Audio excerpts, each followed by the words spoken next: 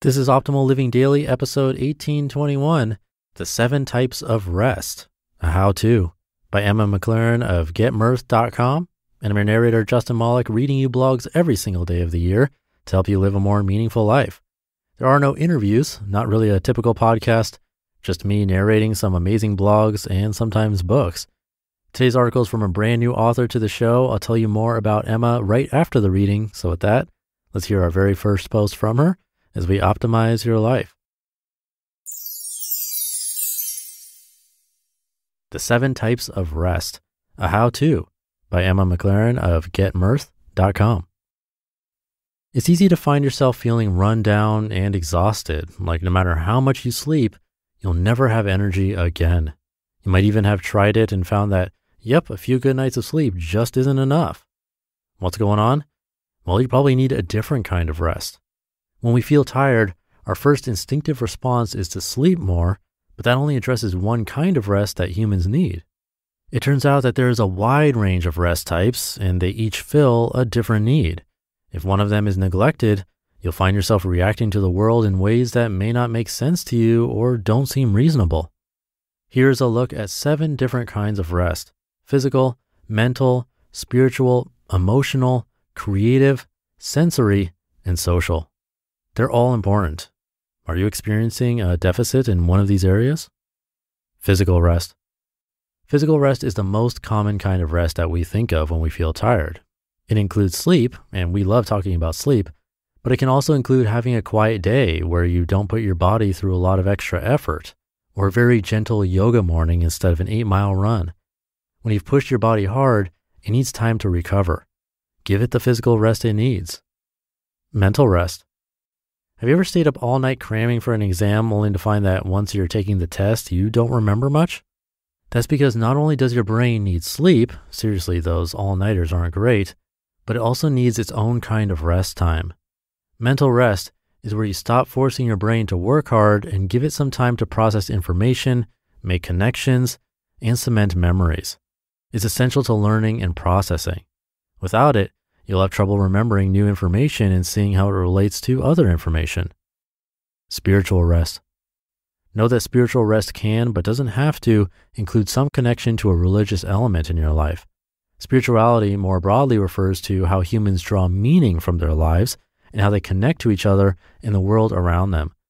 When you don't give yourself time to experience that meaningfulness and connection, you start to feel spiritual exhaustion.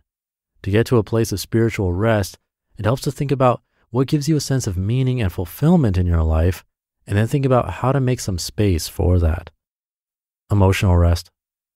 When you're going through emotional exhaustion, you might find that your tolerance for strong feelings is a lot lower than it used to be, that you'll lose your temper more easily, or that you reach the tears threshold faster than usual.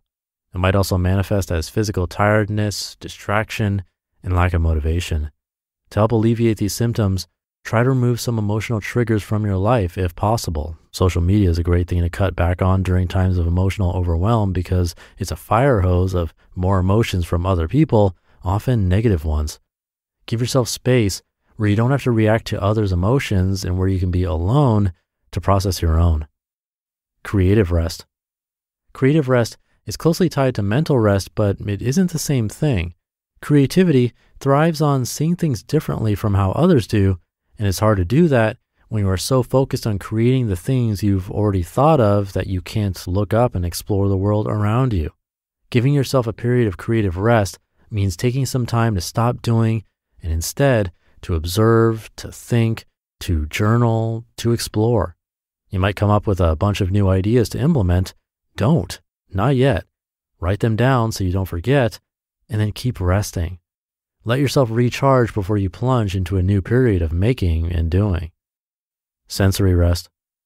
When we live in a busy world full of sounds and sights and smells and textures, our conscious mind often tunes out some of it so that we can focus on what needs to be done. That doesn't mean our brains aren't still trying to process it, though. Eventually, we can become overloaded with all of the sensory input we've received. If you spent all day in a noisy place or somewhere with flashing lights or lots of bright colors, or maybe you've just gone too long with too many people trying to talk to you at once, you might start to feel overwhelmed from all of the sensory input. Try to get yourself to a quiet place with minimal sensory distractions and let yourself take some deep breaths away from all the input. Social rest. Even the most outgoing of extroverts may sometimes find that they need a break from hanging out with others. Social rest is important because it gives us time to connect with ourselves and experience our own company without the distractions of others. Your relationship with yourself is the longest and most constant of your entire life, and it's the only one you can't completely run away from if things get bad. So take time to nourish it. Finding and making time for rest can feel daunting, especially nowadays, especially if you're one of the many who are working from home while trying to supervise children who are learning from home, or while caring for an elderly or ill family member. It's okay if your rest right now is imperfect, less frequent than you would like, or less thorough than you would hope. What matters most is that you try to get enough rest to get through a challenging time, and then you can regroup once you've made it through. Because you will make it through. You can do this. We wish you good rest. You just listened to the post titled The 7 Types of Rest, a How-To by Emma McLaren of GetMyrth.com. Thank you to Emma. Might be a good idea to take note of these 7 types of rest and figure out which you're getting the least of and try to improve in that one area slowly. I'm sure it'll have a nice impact on your life. Now, Myrth is the brainchild of Emma McLaren, an innovation architect who spent 10 years crisscrossing the globe as a digital nomad. While traveling to and from 60 different countries, Emma realized how crucial it is to make self-care an ongoing priority. And the way to do this, she realized, is to identify simple, achievable self-care practices that we can fit into our lives each and every day and turn into lifelong habits, even on the road, even when visiting family, even when we don't want to. And that's how the Myrth protocol was born. Come check it out at GetMyrth.com. Myrth is spelled M-Y-R-T-H. Very similar to our mission here at Optimal Living Daily. So very cool. But I'll leave it there. Have a great day, great weekend if you're listening in real time, and I'll see you tomorrow where your optimal life awaits.